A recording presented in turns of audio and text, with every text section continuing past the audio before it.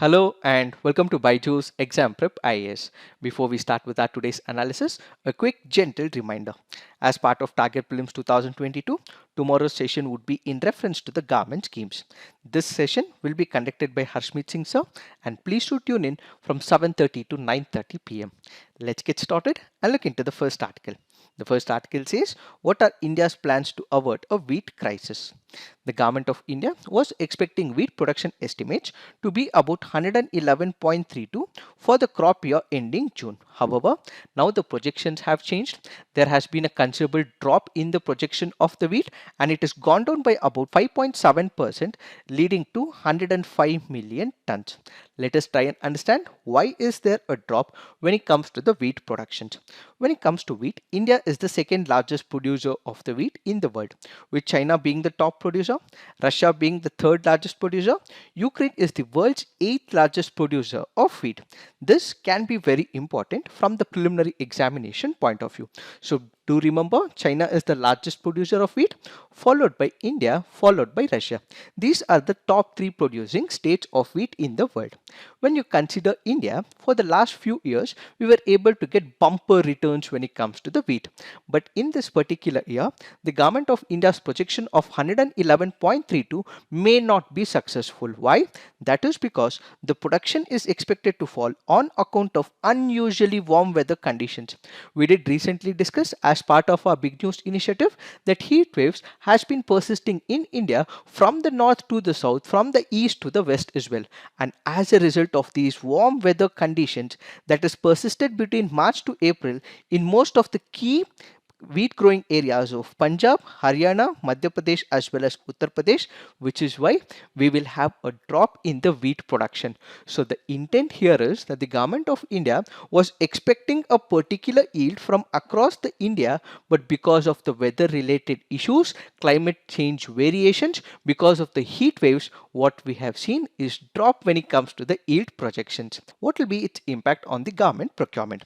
The government's wheat purchase has seen a dip owing to several reasons, from low yield to higher market prices being offered by the private traders. Why is that the government is not procuring much during this particular period? That is because farmers as of now are able to get much better prices. They are able to realize much better prices. In fact, farmers are also holding on to the wheat as well, expecting much better prices for their wheat, and at the same time, while farmers also hold on to it, you also have the private players who also buy these wheat from the farmers. They are able to pay much better prices, even better than the minimum support price. So on one side, farmers are able to realize much better prices, which is why the government also feels that they should be able to get much better prices, and at the same time you also have the private players who are able to procure it directly from the farmers, anticipating that this particular wheat will also get a much better price in the near future. Wheat procurement in India is usually undertaken by the state-owned Food Corporation of India and other agencies at the MSP to meet the requirements under the public distribution system and other welfare schemes such as the Pradhana Mantri Garib Kalyan Anna Yojana introduced during the pandemic. But do note, because the government is not able to procure enough for the public distribution system, the government has to find out an alternative means and mechanisms. So what has the government done? The government has provided an additional 5.5 million ton rice is being allocated to the states to fill the gap in supplying wheat grain as well. So there are multiple other political thinkers who are raising question that do we have enough amount of wheat for the entire country? The government of India has answered this question.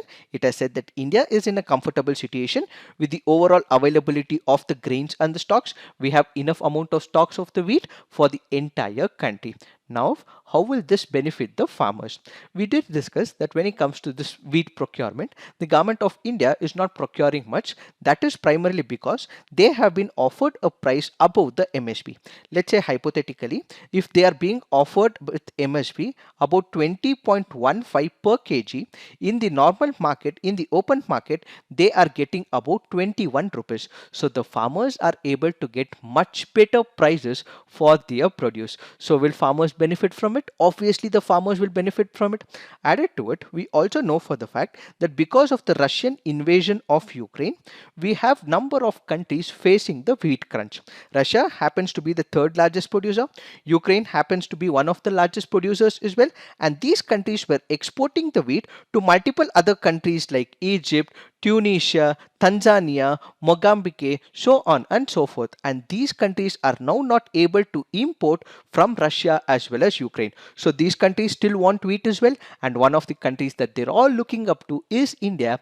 And because there are maximum number of farmers who are also wishing to export, this is obviously benefiting the farmers. So remember, when it comes to this particular crisis that we are witnessing in Russia and in Ukraine, there are many resources that are hit, many industries that are hit, economics that are hit. But when it comes to wheat, it can be an advantageous position for the farmers as they are able to make exports from India to multiple other countries. Further, India is also in discussion with the European Union. Why? So that it can export wheat to the European Union countries. And when we have to export to all these countries like Egypt, European Union, so on and so forth, what we require is a protocol. So what are the measures taken by the government? As of now, the government is making sure that some of the government laboratories are testing the quality of wheat for the export. When we look at the European Union, it also believes that there has to be a phytosanitary measures that has to be undertaken. So as of now, the government is setting up number of laboratories. These laboratories will test the quality of the wheat and ultimately they would be delivered to number of countries world over. So what is the government doing? The government is establishing laboratories. Further, the government is making sure rail wagons is available for the transport. Why? That is because let's consider some of the states like Uttar Pradesh or Punjab. What exactly happens? Wheat is grown in Uttar Pradesh, Punjab, so on and so forth.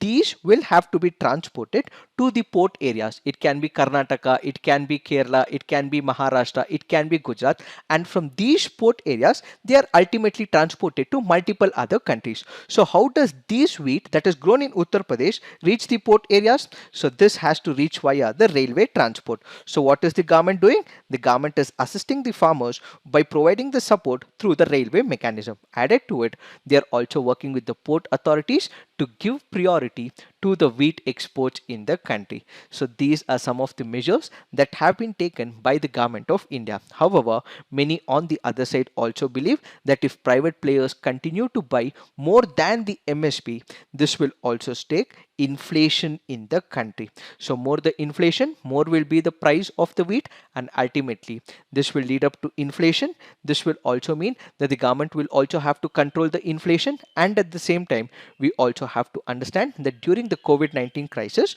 what we had was enough amount of vaccines. But during this particular period, before India was vaccinated, Prime Minister Narendra Modi's government came up with an initiative that we have to take care of other section of the people as well, which is other country. So what we had was vaccine Maitri, but all of a sudden we had crunch as well. So do remember that in the near future, we don't know how many months or how many years this particular war is going to last. As of now, we have making enough amount of exports, but we don't know when this particular war will stop. So we have to have enough amount of stocks for the country before we make exports to other countries, or else we will have inflation, or else we will have other issues which is going to haunt us, which is going to trouble us, which is going to put us in a difficult situation, just like the vaccine Maitri is what is that we have to understand with this particular article. Now let's look into the next article. This article says food labeling. Let us try and understand what is this article all about. The Food Safety and Standards Authority of India is expected to issue a draft regulation for labels on front of the food package. What will this do? This will give information to the customers about different types of content. It can be the fat which is present in that particular product, saturates which is present in that product, sugars which are present in that product, salt content that is present in the product, so that the customer is ultimately aware of what this product is, what amount of saturates, fat, sugar and salt is present in this particular product, so that they would be provided this option whether to buy that particular product or not. Added to this particular draft, they are also planning to introduce the star system as part of this initiative. But why did the FSSAI come up with this particular initiative?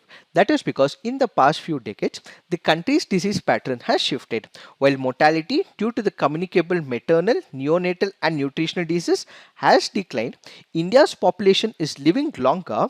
Non-communicable diseases and injuries are increasingly contributing to the overall disease burden. So on one side, communicable diseases are reducing, the non-communicable diseases go on increasing. So in order to bring an end to it, the government has taken up this particular stand. In 2016, NCDs accounted for 55% of the premature death and disability in the country, and Indians also have a disposition for excessive fat around the stomach and abdomen, which leads to increased risk of cardiovascular disease and type 2 diabetes. In fact, when you look at the further statistics, according to National Family Health Survey 2019 to 2021, 47.7% of men and 56.7% of women have high risk waist to hip ratio. In order to cut this down, in order to make sure that people are not impacted by these fat related issues, and in order to make sure that cardiovascular disease does not impact the people, this particular initiative has been taken up by the FSSAI. So basically, reducing the sugar, salt and fat is one of the best ways to prevent and control the non-communicable disease. And how is it the FSSAI doing it? That is by promoting and adding all these components on the front of that particular product. How are they planning to implement this? How are they planning to provide awareness to the people? That is by a three-step process. Whether a particular food product is high in sugar, salt and fat will be given on that product, that the implementation will be voluntary for a period of 4 years before it is made mandatory for that particular product, and added to it there will be something called as the Head Start rating system, which would be used as the labels. So the minute this particular initiative would be implemented, as of now it is just a draft, it will be implemented in the near future.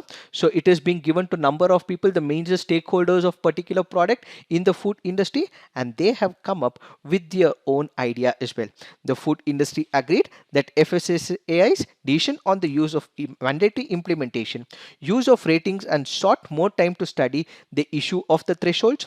The World Health Organization representative said that the threshold levels were actually lenient when it comes to these products, and the consumer organizations have opposed all the three decisions. Why are they opposing the decisions? Why is that the consumer organizations not happy with it? That is because when you look at the past response with respect to what is happening with respect to the star rating system, in the health star rating system introduced in 2014 in Australia and New Zealand, a product is assigned a certain number of stars using a calculator designed to assist positive, which means it has fruit, nut, protein content, and risk nutrients in food, which includes calories, saturated fat, total sugar, sodium, so on and so forth. This particular system of star rating was introduced in Australia and in New Zealand, but then there was no science behind it. This represented the nutritional science behind it, and in fact there was no evidence of this particular rating system impacting the consumer behavior. So we do not know whether this particular model will work or not. We do not know whether this is a scientific rational principle that has been adapted. Since it is not worked in Australia and in New Zealand, why should we import that particular concept into India is the major question. So what is the scientific principle? What are the magnitudes that you would be taking? How is this particular principle would be calculated? You would be providing a rating for a particular product, but if this particular product is provided a low rating, then that particular product sales would obviously drop as well. If it is rational, if it is scientific, the consumer organizations are ready to accept it, but there is no scientific rational. Even if it is conducted in Australia, in New Zealand, it has not worked efficiently. So why come up with it is their argument. And many other countries also have their own ways as well, where in Chile we have something called as the warning labels, which uses black octagonal and stop symbols. Then in Israel they have a red label for products high in sugar, salt and fat. Then there is a Nutri-Score in France, which represents a colored scale of A to E. Then there is multiple track light used in United Kingdom and other countries, which depict red, which is high, amber, which is medium, or green, which is low lights to indicate the risk factors. So we should explore multiple other countries, how they have devised before we implement the star rating system is what is this article all about. So because there has been a question on the credibility of this particular process, the FSSAI will have to rethink about it, will have to consider other models before they implement the star rating system is what is this article all about. Now let's look into the next article. This article says Supreme Court seeks government view on making sports a right. Let us try and understand what is this article all about. There was a public interest litigation that was filed in the Supreme Court. What was it for? It sought the directions to the center and all states to make sports a part of the fundamental rights as well as ensure promotion of sports education in the country. With this particular petition, it is requesting the Court of Law to instruct the Government of India and the respective states to promote and organize more sporting events and also make it as part of the sports curriculum. So this particular petition, which was filed in the Supreme Court of India, which was a public interest litigation, is asking the Supreme Court of India to direct the Government of India to basically say that this idea of sports should not just be a right but should be included as part of the fundamental rights when it comes to the education. As a result, what did the Supreme Court do? The Supreme Court appointed an amicus to assist it and suggest to deal with the issue.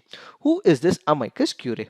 An amicus curiae is someone who is not party to that particular case. What exactly happens? Whenever you have a petitioner, whenever you have the respondent to a particular case, what you will have is two sets of advocates. One representing the petitioner, the other representing the respondent. But when it comes to the amicus curiae, he does not stand for the petitioner, nor does he stand for the respondent. He is the friend of the court. So he is someone who is not party to the case, who assists the court of law by offering information, expertise, insight about this particular matter. So whether sports should be assigned a fundamental right or not, the court doesn't know. So it has assigned one of the person, and that person is called as the amicus curiae.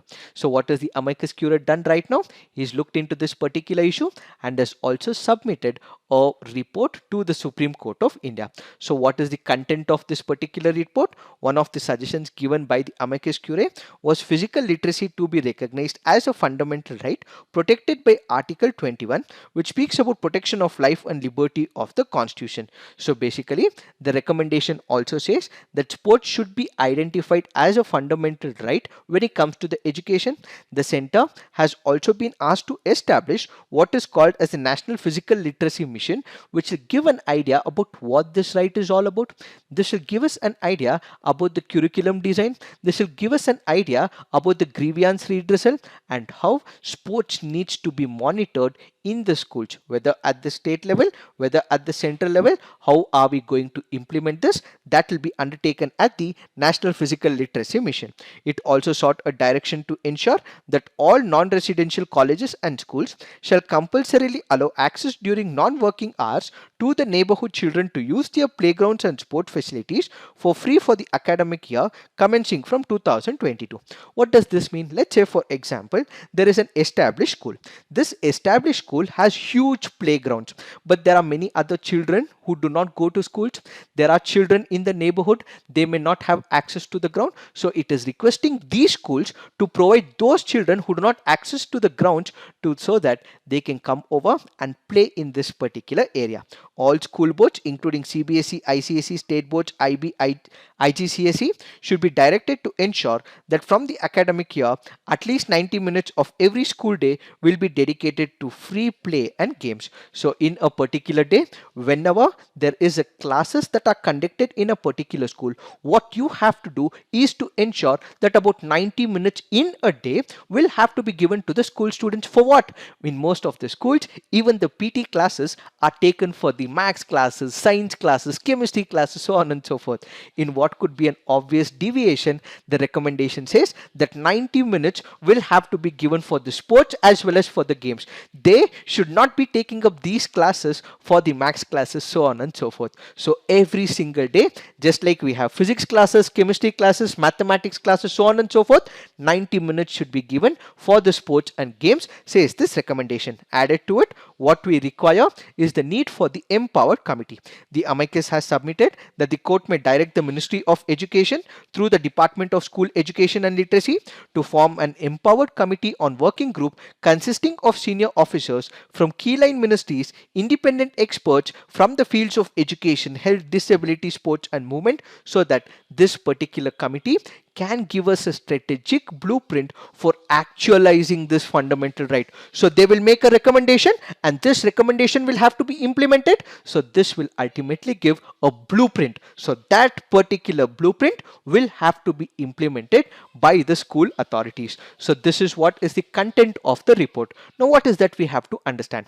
We know for the fact that there is UNESCO's International Charter for Physical Education and Sport. It has one of the articles called as Article 1. According to Article 1 of the UNESCO Charter, it goes on to say the practice of physical education, physical activity and sport is a fundamental right for all. Looking at this particular article, India will have to import it and make fundamental right to sport is what is this article all about. Now the question is, what is the importance of sports? So when we speak about sports, sports and playing sports is not just about technique or scoring runs, it is also about soft skills, it is also about building the character, it is about personality development.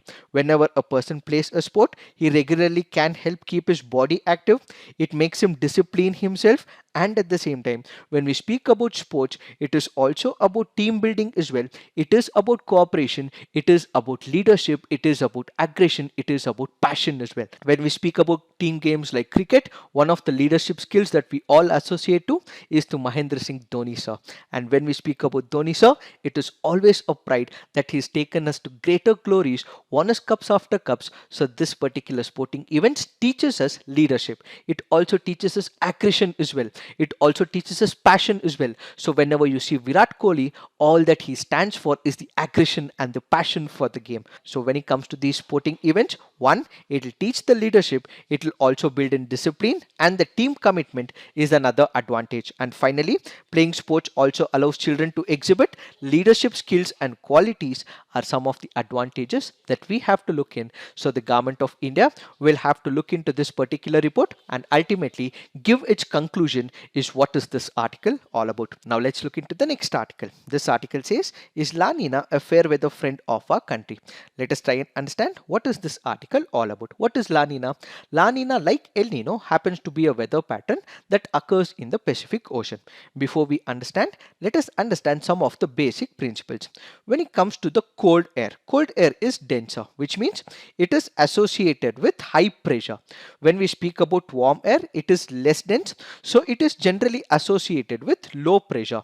So gases usually move from the high pressure areas to the low pressure areas, and bigger the difference between the pressure, the faster the air will move from the high to the low pressure area. These are some of the basic concepts with respect to the movement from the high pressure area to the low pressure area.